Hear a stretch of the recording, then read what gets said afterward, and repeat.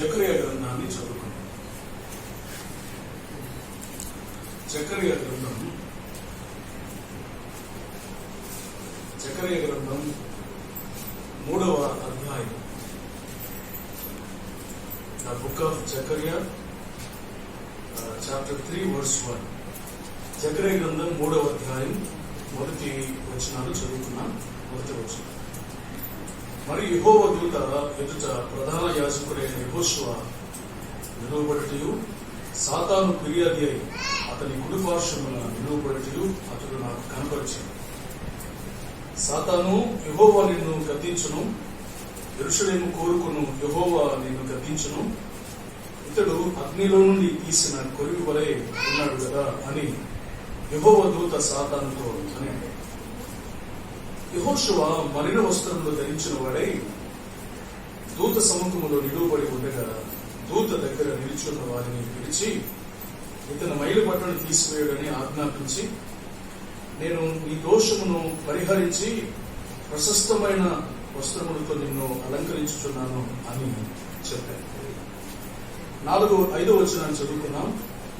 అతని తల మీద తెల్లని బాగా పెట్టించుడని నేను మనవి చేయగా, వాడు అతని తల మీద తెల్లని బాగా పెట్టి వస్త్రములతో అతన్ని అలంకరించి యెహోవా దూత దగ్గర నిలుచుచుండెను. దేవుడు తన వాక్యము మన కొరకు దీవించి ఆశీర్వదించినట్లు నేను కూడా చిన్న మాట ప్రార్థన చేస్తాను. మనం తలలోంచి కన్ను మూసుకున్నట్లయితే ప్రార్థన చేద్దాం. ప్రార్థన. శాశ్వతమైన ప్రేమతో మమ్మల్ని బహుమికులుగా ప్రేమించిన మా తండ్రి, చదువుకున్న లేఖనాన్ని దీవించండి. ఈ మధ్యాహ్నపు వేళ కొద్ది నిమిషాలు మీ పక్షాన్ని నిలిచి వాక్యం అందించిన యుక్తుడిగా నన్ను కూడా మీరు బలపరిచి అవసరమైనటువంటి సందేశాన్ని మీరు దయచేయమని మా ప్రభువును రక్షకుడైన యేసుక్రీస్తు వారి ఘనమైన నామములో స్తోత్రాలు చెల్లించి వేడుకొనుచున్నాము తండ్రి. పిల్లరా, జకర్యా గ్రంథం 3వ అధ్యాయాన్ని మనం చదువుకున్నాం.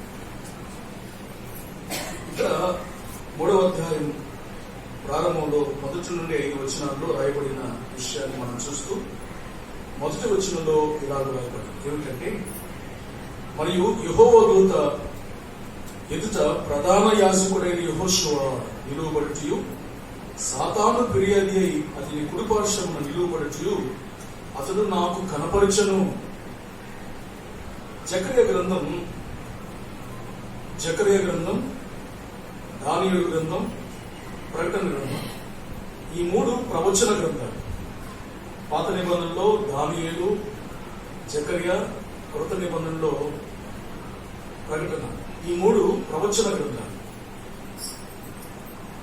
జకర్యాకు దేవుడు దర్శనాలు ఇచ్చాడు. దర్శనం అంటే కనిపించేది దర్శనం. నీకేం అర్థమవుతుంది చెప్పు అని అడిగాడు. నీకేం కనిపిస్తుంది చెప్పు అని అడిగాడు. ప్రభు, నాకు అది కనిపిస్తుంది, నాకు ఇది అర్థమైంది అని చెప్పినప్పుడు, ఆ అర్థాలు సరిగా అర్థం కానప్పుడు దేవుడే జకర్యాకు అర్థాలు తెలియచేశాడు. 3వ అధ్యాయంలో ఒక దర్శనం కనిపిస్తుంది. ఏమిటంటే, యెహోవా దూత ఎదుట ప్రధాన యాజకుడైన యెహోషువ నిలువబడుటయు, సాతాను ఫిర్యాది అయి అతని కుడిపార్శ్వమున నిలువబడుటయు అతడు నాకు కనపరచను. అతడు అంటే దేవుడు కనపరచాడు. యెహోవా దూత ఎదుట ప్రధాన యాజకుడైన యెహోషువ నిలువబడి ఉన్నాడు. తర్వాత సాతాను అతని కుడిపార్శ్వమున నిలువబడి ఫిర్యాది అయి నిలువబడి అతని మీద ఫిర్యాదులు చేస్తుంది. ఈ యెహోషువ ఎలాగున్నాడు అని అంటే, మనం ఆ క్రింద వచనాలు చదివితే 4వ వచనంలో, దూత దగ్గర నిలిచి ఉన్న వారిని పిలిచి ఇతని మైలు బట్టలు తీసివేయడని ఆజ్ఞాపించి. యెహోషువ ఏ బట్టలు ధరించుకున్నాడు? మైలు బట్టలు ధరించుకున్నాడు. 2, నేను నీ దోషమును పరిహరించి ప్రశస్తమైన వస్త్రములతో నేను అలంకరించుతున్నాను అని చెప్పాడు. కనుక యెహోషువ మలిన వస్త్రాలు ధరించిన వాడుగా, మైల బట్టలు ధరించుకున్నవాడుగా యెహోషువ కనిపిస్తున్నాడు. 3వ వచనాన్ని గమనిద్దాం. చూడండి, వచనం 3. యెహోషువ మలిన వస్త్రములు ధరించిన వాడై దూత సముఖములో నిలువబడి ఉండగా, మలిన వస్త్రాలు ధరించుకున్నాడు. ఎవరంటే యెహోషువ. యెహోషువ గ్రంథంలో ఉన్న యెహోషువ కాదు, ఆ యెహోషువ నాయకుడైన యెహోషువ. ఈయన ఎవరు అనంటే ప్రధాన యాజకుడైన యెహోషువ. ప్రధాన యాజకుడు సంవత్సరానికి ఒక్కసారి మాత్రమే పరిశుద్ధ స్థలంలోనికి వెళ్తాడు. అతి పరిశుద్ధ స్థలంలోనికి వెళ్తాడు. తన పాపము కొరకు, ప్రజల యొక్క పాపం కొరకు రక్తాన్ని ప్రోక్షించడానికి వెళ్తాడు. ఏదైనా తన జీవితంలో అతి పరిశుద్ధ స్థలంలోనికి ప్రవేశించిన తర్వాత తన జీవితంలో ఏదైనా లోపం ఉన్నట్లయితే, అతి పరిశుద్ధ స్థలంలో ప్రవేశింపక ముందు తన జీవితంలో ఏదైనా లోపం ఉన్నట్లయితే ప్రధాన యాజకుడు ఏమవుతాడు? వెంటనే చచ్చిపోతాడు.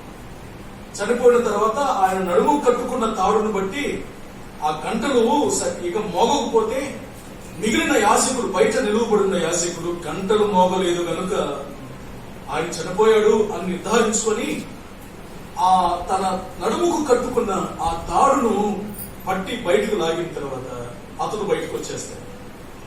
ప్రధాన యాజకుడు మలిన వస్త్రాలు ధరించాడు, మైలు బట్టలు ధరించాడు. పిల్లరా, ఈరోజు నీవు నేను ఎవరు అని అంటే యాజకులమే. మన ప్రధాన యాజకుడు మన ప్రభు అయిన యేసుక్రీస్తు వారు. హెబ్రీ పత్రిక ప్రకారం మనం ఎవరు? మనం కూడా యాజకులమే. పేతురు మొదటి పత్రిక 2వ అధ్యాయం 9వ వచనంలో, అయితే చీకటిలో నుండి ఆశ్చర్యకరమైన తన వెలుగులోనికి మిమ్మల్ని పిలిచిన వారి గుణాతిశయములు ప్రచురం చేయు నిమిత్తము ఏర్పరచబడిన వంశమును, రాజులైన యాజక సమూహమును, దేవుని సొత్తైన ప్రజలునై ఉన్నారు. ఇప్పుడు దాకా మనం ఆయన సొత్తు అని మన వాక్యాన్ని విన్నాం. ఆయన మనం రక్షించుకున్నాడు. ఇశ్రాయేలు ప్రజలలో లేవీ గోత్రాల వారిని ఆయన యాజకులుగా ఎన్నుకున్నాడు. గాని క్రొత్త నిబంధనలో నిన్ను నన్ను ఆయన యాజకులుగా ఎన్నుకున్నాడు. తన స్వరక్తం ఇచ్చాడు, సంపాదించుకున్నాడు. ఆయనకు యాజకులుగా ఆయన చేసుకున్నాడు. ఇప్పుడు పరిశుద్ధ స్థలం, అతి పరిశుద్ధ స్థలం రెండు కలిసిపోయాయి కనుక ఇప్పుడు మనం ఆయన యాజకులు.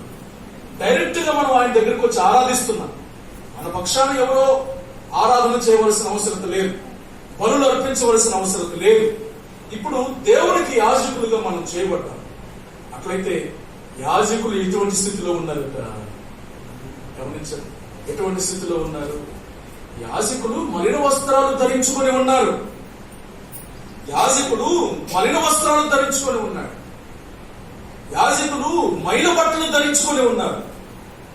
అందువలన అపవాది ఫిర్యాది అయి యెహోషువ యొక్క, అంటే ప్రధాన యాజకుడిని యెహోషువ ప్రక్కన నిలువబడి, ప్రధాన యాజకుడిని యెహోషువ ప్రక్కన నిలువబడి ఫిర్యాదులు చేస్తుంది. చాలా విచారక. నీవు చాలా మంచివాడు అని నువ్వు అంటున్నావు కదా, ఇతడు యాజకుడు, ఇతడు మంచివాడు, ఇతడు నా బిడ్డ, అది ఇది అని నువ్వు చెబుతున్నావు కదా. ఒకసారి చూసావా ఈయన వస్త్రాలు ఎట్లున్నాయో? వస్త్రాలు జీవితానికి సాదృశ్యం, మనకు తెలుసు. చూసావా ఈయన బ్రతుకు ఎట్లుందో? చూసావా ఈయన జీవితం ఎలా ఉందో? ఈయన చూపులు ఎలాగున్నాయో? ఈయన ప్రవర్తన ఎలాగుందో? ఈయన తలంపులు ఎలాగున్నాయో? మనుషులకు కనిపించకపోవచ్చు, కానీ నీకు మాత్రం కనిపిస్తుంది అని సాతాను ఫిర్యాదు అయి యెహోషువ పక్షాన నిలిచి ఫిర్యాదులు చేస్తుంది. ప్రకటన గ్రంథంలో కూడా అదే మాటలు మనకు కనిపిస్తాయి.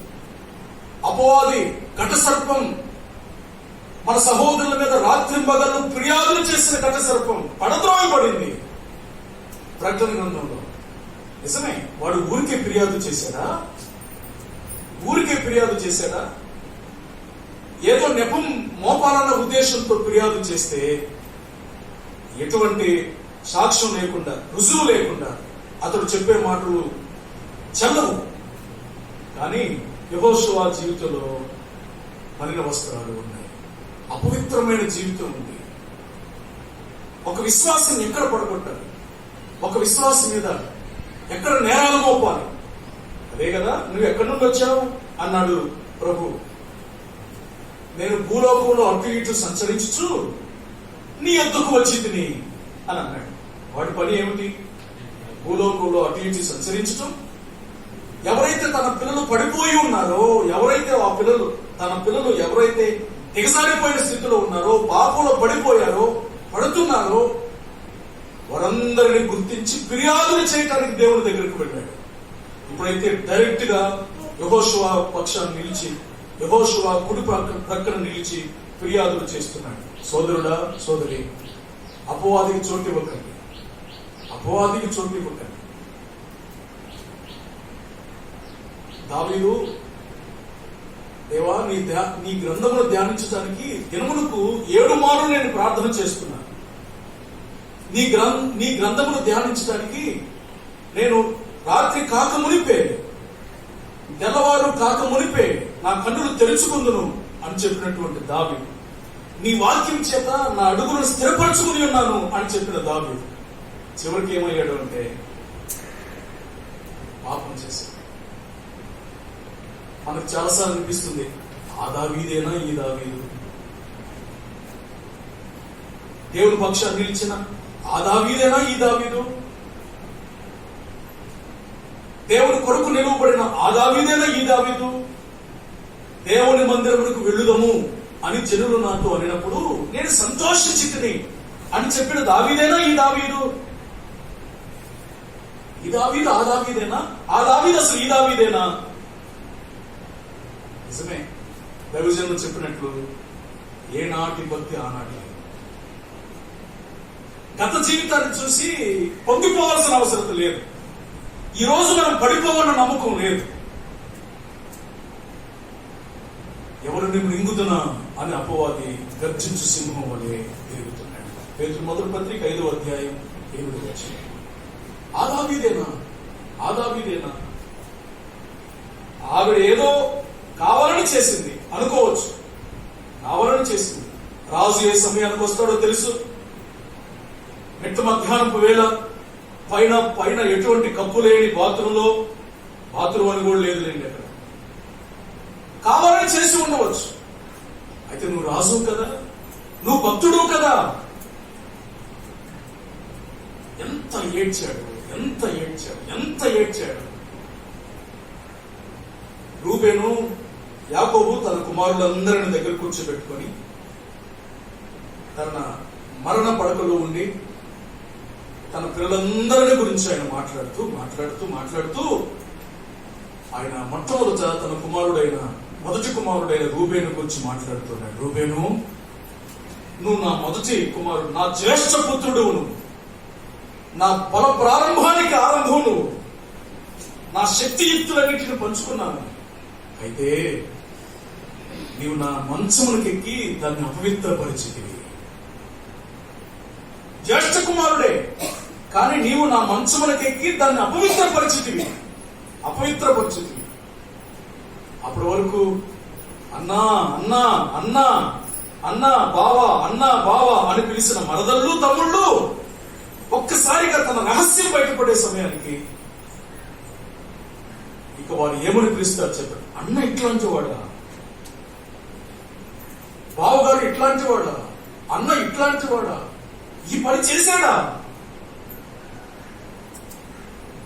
యాకోబు బయట పెట్టడం కాదు, ఇక్కడ అపవాదే బయట పెడుతున్నాడు. ఏమన్నాడంటే, అపవాది ఫిర్యాదు అయి యెహోషువ కుడి ప్రక్కన నిలువబడి ఫిర్యాదులు చేస్తున్నాడు. ఎక్కడైతే మనం అపవాదికి చోటిస్తామో, ఎప్పుడైతే మనం అపవాదికి చోటిస్తామో అప్పుడే ఆత్మీయ జీవితంలో పడిపోయినట్టు లెక్క. చిన్న అవకాశం చాలు. దేవుడు ఎన్నడూ తన కంచెను మన మధ్య నుండి తీసివేస్తాడా? తీసివేయడు. మనంతటి మనంగా మన కంచెను మనం తీసేసుకుంటే తప్ప, దేవుడు విధించిన కంచెను మనంతటి మనం తీసివేస్తే తప్ప అపవాది లోపలికి రానే. నువ్వు ఎప్పుడు ప్రార్థన చేయి, వాక్యం ధ్యానం చేయి, ఖచ్చితంగా వాక్యానుసారంగా నిలబడు. ఎప్పుడైనా అపవాది మన దగ్గరికి వస్తాడేమో చూడండి. ఎప్పుడైతే మనం ఈ విషయాల్లో దిగజారిపోతామో అపవాది మన మధ్యకి వస్తాడు, మనలోనికి వస్తాడు. మనం వారికి అవకాశం ఇస్తే తప్ప వాడెన్నడూ మన లోపలికి రాని. సోదరి సోదరులారా, యెహోషువ మలిన వస్త్రాలు ధరించుట దేవుని పిల్లలకు అది అవమానకరం. క్రైస్తవ పిల్లలు, దేవుని పిల్లలు పాపమునకు చోటిచ్చుట, ఆత్మీయతలో పోవుట అనేది చాలా సిగ్గుసేటైన విషయం. అది అవమానకరమైన విషయం. అందుచేత దేవుడు విధించినటువంటి ఈ వస్త్రాలు, అంటే నీతి వస్త్రాలు, శ్రేష్టమైన జీవితం అనే వస్త్రం ధరించుకున్నటువంటి మనం తిరిగి ఆ వస్త్రాలను మురికి చేయలేదా? దావీదు జీవితాన్ని చూడగా దావీదు జీవితం అంతా బాగుంది. లేఖనం కూడా చెబుతున్న సత్యం ఏమిటంటే, దావీదు అన్ని విషయాల్లో తన దేవుడైన యెహోవాకు నమ్మకంగా జీవించను, బెత్షెబా విషయం తప్ప. దావీదు దేవునికి అన్ని విషయాల్లో నమ్మకంగా జీవించను, బెత్షెబా విషయం తప్ప. ఆ మచ్చ చొక్క ఎంత తెల్లగా ఉంది అనేది కాకుండా అందరి చూపు ఆ మచ్చ మీదనే పడుతుంది. లేదంటే గొప్ప రాజు, గొప్ప భక్తుడు దైవజన్ ఇమ్మానుయేల్ గారు అన్నట్టు ఆయన కోటికి కూడా మనం సరిపోము ఆయన భక్తి జీవితానికి. కానీ ఆ లోపం కూడా మనం కనిపెట్టేవారు కాదు. ప్రియులారా, మలిన వస్త్రాలు ధరించుకుని యెహోషువ నిలువబడి ఉండగా అపవాది ఫిర్యాది అయి, సాతాను ఫిర్యాది అయి అతని పక్షాన్ని నిలిచి దేవునికి ఫిర్యాదు చేస్తూ ఉంది. అయితే దేవుడు ఒప్పుకున్నాడా? ఒప్పుకోలేదండి. ఏమన్నాడో చూద్దాం, చూడండి. 2వ వచనాన్ని నేను చదువుతున్నాను. 2వ వచనం, సాతాను, యెహోవా నిన్ను గద్దించును, యెరూషలేమును కోరుకుని యెహోవా నిన్ను గద్దించును, ఇతడు అగ్నిలో నుండి తీసిన కొరివి వలనే ఉన్నాడు కదా అని యెహోవా దూత సాతానుతో అనెను. యెహోవా దూత అంటే మన ప్రభు అయిన యేసుక్రీస్తు వారు.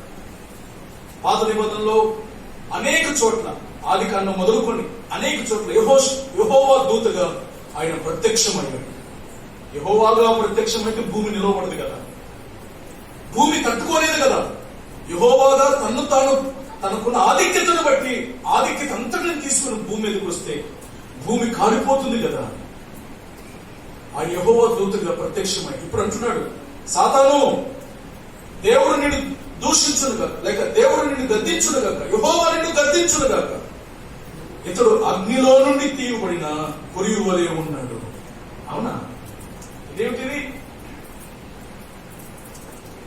అపవాది ఏం చెబుతుంది అనంటే, చూడయా ఆయన జీవితం, అసలు ఆయన వస్త్రాలు చూడు ఎట్లున్నాయో, ఎంత దారుణంగా ఉన్నాయో, ఒకసారి ఆయన వస్త్రాలు చూడు అని అంటుంటే దేవుడు అంటున్నాడు, లేదు లేదు లేదు, ఇతడు కొరివిలో నుండి తీయబడిన, ఈ అగ్నిలో నుండి తీయబడిన కొరివి వలె ఉన్నాడు అన్నాడు. అగ్నిలో నుండి తీయబడిన కొరివి వలె. నిజమే, దేవుడు మనల్ని అగ్నిలో నుండి తీశాడు. అగ్నిలో నుండి లాగివేసినట్లు కొందరు లాగివేయమన్నాడు. నరకం నుండి దేవుడు తప్పించాడు. ఇప్పుడు మనం ఎవరంటే అగ్నిలో నుండి తీయబడిన కొరివి అన్నాడు. ఒక నిప్పు, ఏమంటారు దాన్ని, నిప్పు కడియం, బొగ్గు లాంటి వారు తల తల తల తల కాలిపోతూ ఉన్నాను. దేవుడు ఒప్పుకోలే. నువ్వు ఎన్ని చెప్పినా నేను ఒప్పుకోను, ఎందుకంటే నీకు అగ్నిలో నుండి తప్పించబడ్డాడు. నిజమే, కానీ చూడరా, మన మలినం మాత్రం కనిపిస్తూనే ఉంది. దేవుడు ఒప్పుకోలేదు, ఇతడు నా బిడ్డ అని చెప్పాడు. అందుకని ఇప్పుడు ఏం చేస్తున్నాడు అని అంటే 4వ వచనంలో, దూత దగ్గర నిలిచి ఉన్న వారిని పిలిచి ఇతని మైలు బట్టలు తీసివేయడని ఆజ్ఞాపించి, నేను నీ దోషమును పరిహరించి ప్రశస్తమైన వస్త్రములతో నిన్ను అలంకరించుచున్నాను అని సెలవిచ్చాడు. అతని తల మీద తెల్లని పాగా పెట్టించుడని నేను మనవి చేయగా, వారు అతని తల మీద తెల్లని పాగా పెట్టి వస్త్రములతో అతన్ని అలంకరించి యెహోవా దూత దగ్గర నిలుచుండెను. అలంకరించని యెహోవా దూత దగ్గర నిలుచుండెను. ఎంత విచిత్రమైన మాట, ఆశ్చర్యమైన మాట, ప్రోత్సాహం కలిగించే మాట. మన అపరాధములను బట్టి, మన స్వయంకృత అపరాధాలను బట్టి జీవితాన్ని మలినం చేసుకుంటే దేవుడు తిరిగి ఆ అపవిత్రమైన జీవితాన్ని తొలగించి ఆయన మనకు తెల్లని వస్త్రాలను ఆయన దయచేస్తున్నాడు. తెల్లని వస్త్రాలు ఇచ్చాడు, ప్రశస్తమైన వస్త్రాన్ని ఇచ్చాడు. ఇతను కలిగి ఉన్న ఈ మలిన వస్త్రాలు తీసివేయండి, ప్రశస్తమైన వస్త్రాలు ధరింప చేయండి అని చెప్పగానే ప్రశస్తమైన వస్త్రాలు ధరించాడు. ఇప్పుడు దేవత సముఖము దగ్గరకు వచ్చాడు. అపవాది కూడా చూశాడు. ఇప్పుడు మలిన వస్త్రాలు ఉన్నాయా? ఏ వస్త్రాలు ఉన్నాయి? ఏ వస్త్రాలు ఉన్నాయి? తెల్లని ప్రశస్తమైన వస్త్రాలు. దేవుడు ఒకసారి మన పాపను క్షమించాడు. ఆయన అగ్నిలో నుండి మనం దాటించాడు. తిరిగి జీవితాన్ని పాడు చేసుకోవద్దు. కడుగుబడిన పంది తిరిగి బురదలో దొరికినట్లుగా తిరిగి పాపలోకానికి వెళ్ళవద్దు, పాత జీవితానికి వెళ్ళవద్దు. ఆయన ఇశ్రాయేలును నడిపించేటప్పుడు ఒకే దారిలో నుండి నడిపించలేదు, షార్ట్ కట్ లో తీసుకుని వెళ్ళలేదు. ఎటువైపు తీసుకెళ్లాడు అనంటే ఆయన ఎర్ర సముద్రం మార్గమును తీసుకుని వెళ్ళాడు. ఎందుకో తెలుసా? ఒకవేళ వారు తిరిగి వెనక్కి ఐగుప్తుకు వెళ్ళిపోతారేమోనని ఆ దారికి తిరిగి వెళ్లకుండా, ఆ దేశానికి తిరిగి వెళ్లకుండా ఆయన చుట్టూ దారి అయిన ఎర్ర సముద్రం మార్గమున ఆయన తీసుకుని వెళ్ళాడు. ఈ వెనకకు తిరిగి వెళ్ళటం అనేది దేవునికి ఇష్టం లేదు. పాత జీవితానికి వెళ్ళటం దేవునికి ఇష్టం లేదు. పేతురు రాస్తూ అంటాడు, కుక్క తన వాంతికి తిరిగినట్టు, కడుగుబడిన పంది తిరిగి బురదలోనికి వెళ్ళినట్టు అను సామెత వీరికి తగినదే. కుక్క తన వాంతికి తిరుగుతుంది. భూ జంతువుల్లో మరి ఏ జంతువు కూడా తన వాంతిని మరలా తినే జంతువు ఏది లేదు, కుక్క మాత్రమే. తిరిగి బురదలోకి వెళ్ళిపోయేది పంది మాత్రమే. పంది స్వభావం కలిగి ఉంటే జీవితాన్ని, రక్షణను మీరు త్రోసివేస్తున్నారు.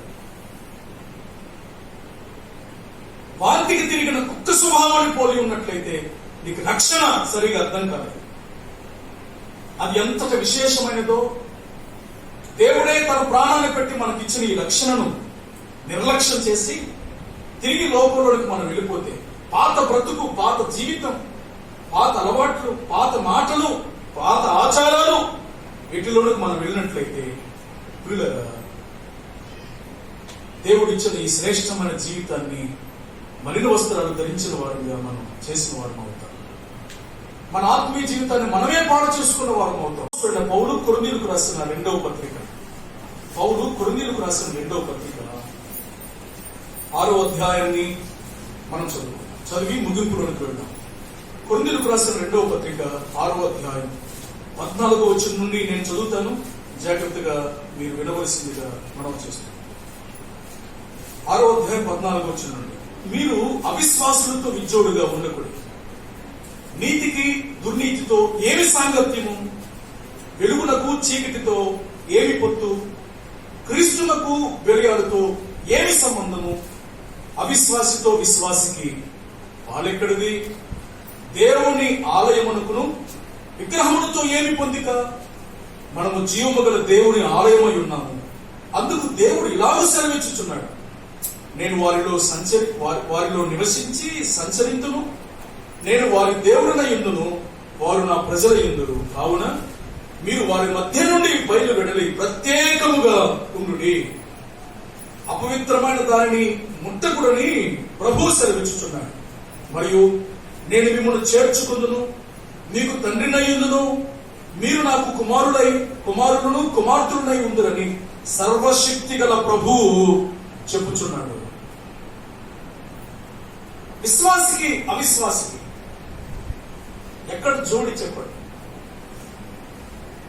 లోకస్తుల పద్ధతులు అవిశ్వాసులైన వారికి, విశ్వాసులమైన మనకు ఎక్కడ సాంగత్యం చేయవచ్చా?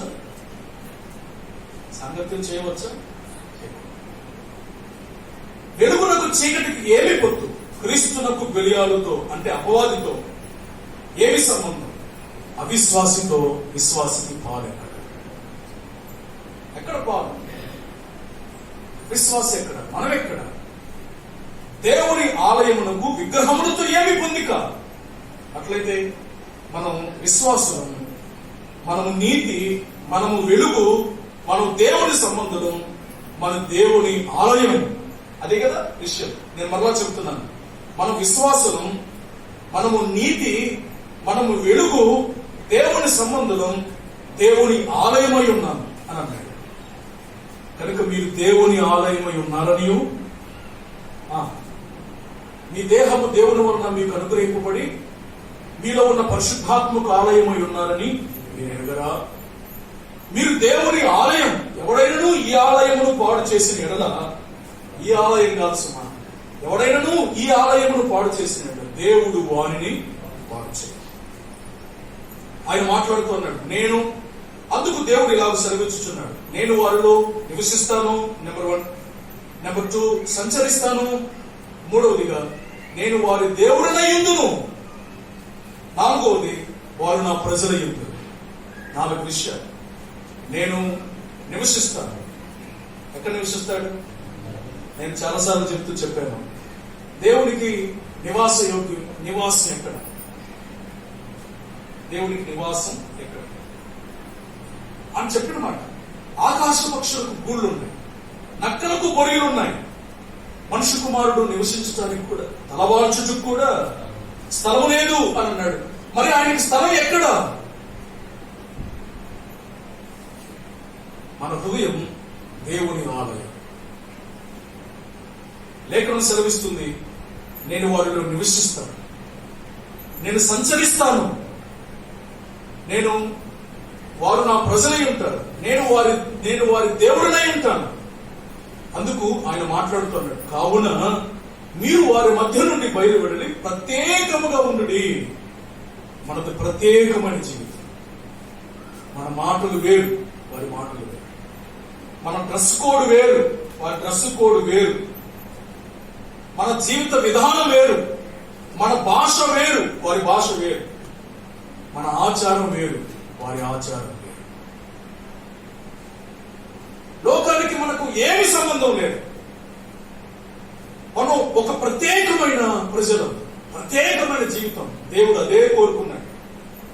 లోకంలో నుండి ఆయన మనల్ని ప్రత్యేకపరిచాడు. హెబ్రీయులు అని అంటే బయటకు పిలువబడిన వారు అని అంటారు. నిజమే, ఆత్మీయ హెబ్రీయులు మనమే. లోకంలో నుండి పిలువబడ్డాం. మనల్ని దేవుడు ప్రత్యేకపరిచాడు. అయితే ప్రత్యేకంగా జీవించవలసిన అవసరత మన మీద ఉంది. లేదంటే ఆత్మీయ జీవితం మలినమైపోతుంది. ముగిస్తూ చెప్తున్నాను చూడండి, ప్రత్యేకముగా ఉండి అపవిత్రమైన దానిని ముట్టకూడని ప్రభువు సెలవిచ్చుచున్నాడు. అపవిత్రమైనది ఏది ముట్టవద్దు. మరియు నేను మిమ్మల్ని చేర్చుకుందును, మీకు తండ్రినై ఉందును, మీరు నాకు కుమారులు కుమార్తెలై ఉందురు అని సర్వశక్తి గల ప్రభువు చెబుతున్నాడు. ఎంతటి విశేషమైన మాట. నేను మిమ్మల్ని చేర్చుకుందును, మీ తండ్రినై ఉందును, మీరు నా కుమారులు కుమార్తెలై ఉంటారు. ఇంత గొప్ప యోగ్యత మన ప్రియ రక్షకుడు మనకు అనుగ్రహిస్తే ఈ జీవితాన్ని ఎలా మలినం చేసుకోవాలి? ఈ ఆత్మీయ జీవితాన్ని, ఇంత విశేషమైన ఆత్మీయ జీవితాన్ని ఎందుకు మనం మలినం చేసుకోవాలి? ఎక్కడ దిగజారేమో ఒక్క బూతు పదం ఉపయోగించిన అపవాది వెంటనే చూసావా? బూతులు ఉపయోగించాడు, చూసావా? భాష మారింది. నువ్వు అనొద్దు, దేవుడు ఒప్పుకోడు. దేవుడు ఏమంటున్నాడు? లేదు లేదు లేదు, అగ్నిలో నుండి తీయబడిన కొలిమి అని దేవుడు మన పక్షాన్ని సాక్ష్యం ఇస్తుంటే దేవుని యొక్క నామానికి అవమానం కలిగిస్తామా? దేవుని నామానికి మహిమను కలిగిస్తామా? ఆలోచించండి. తరలించండి, ప్రార్థన చేద్దాం. తరలించండి, మోకరించండి, ప్రార్థన చేద్దాం. ఒకసారి మన జీవితాన్ని మనం పరిశీలన చేసుకుందాం. పరిశీలన చేద్దాం. ఎప్పుడు మనం ఆత్మీయ జీవితంగా ఉంటామో అప్పుడే దైవాశీర్వాదం. దేవునికి మహిమకరంగా ఎప్పుడైతే జీవిస్తామో దేవుని నామం మహింపరచబడుతుంది. ప్రార్థన చేద్దాం.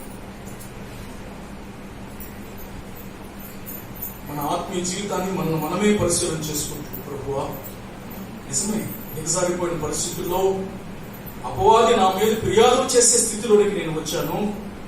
మీ ఎదుట మలిన వస్త్రాలతో నిలువబడి ఉన్నాను. నన్ను క్షమించండి. ఈ మలిన వస్త్రాలు తీసివేసి ప్రశస్తమైన మీ వస్త్రాలు నాకు ధరింప చేయండి. తిరిగి నేను శ్రేష్టమైన భక్తి జీవితాన్ని మీ కొరకు నేను జీవిస్తానని పరిశీలన దేవుడితో మనం చెబుతాం. పాపం చేసిన తర్వాత ఎంతో పశ్చాత్తాపంతో ఏడ్చి, దేవా, నీ ఎదుట నేను పాపం చేశాను నాయన, నీ ఎదుట నేను పాపం చేస్తున్నాను, క్షమించు ప్రభు అని దావీదు 51వ కీర్తనలో దుఃఖంతో వేదనతో దావీదు ప్రార్థన చేశాడు. ఇదే ప్రార్థన నువ్వు చేయగలవా? మరిన వస్త్రాలతో నువ్వు జీవిస్తావా? అట్లయితే మిమ్మును బట్టియే కదా నా నామం అన్యజనుల ముందు దూషింపబడుతుందని ఆయన సెలవించారు. ప్రార్థన చేద్దాం. కరుణా సంపన్నుడైన మా గొప్ప తండ్రి, మీ ప్రశస్తమైన నామమును బట్టి మీకు స్తుతులు, స్తోత్రాలు, కృతజ్ఞతలు చెల్లిస్తూ ఉన్నాను. అనుకోకుండా నిలువబడి ప్రభు మీ పక్షాన్ని మీ వైపు చూచినప్పుడు మీరు ఇచ్చిన సందేశాన్ని బట్టి మీకు స్తోత్రాలు. మీరు మాకు అనుగ్రహించిన ఈ శ్రేష్టమైన ఆత్మీయ జీవితాన్ని మలినం చేసుకొని భ్రష్టులమై మీ నామానికి అవమానం కలిగించే వారుగా మేముంటే దయతో క్షమించమని ప్రార్థన చేస్తున్నాను. శ్రేష్టమైన జీవితం జీవించడానికి కలకాలం కాగిలా బ్రతికే కంటే హంసల 6 నెలలు బ్రతకటం అని పెద్దలు చెప్పినట్లుగా మీ కొరకు ప్రశస్తమైన జీవితాన్ని జీవించడానికి సహాయం చేయండి. అపవాదికి ఎక్కడ మేము అవకాశం ఇవ్వకుండా మీ పక్షాన్ని నిలువబడటానికి సహాయం చేయండి ప్రభు. ఇప్పటికే మరిన వస్త్రాల చేత, మరిన జీవితం చేత మీకు దుఃఖం కలిగిస్తున్న మా ప్రియులను దయతో క్షమించండి నాయన.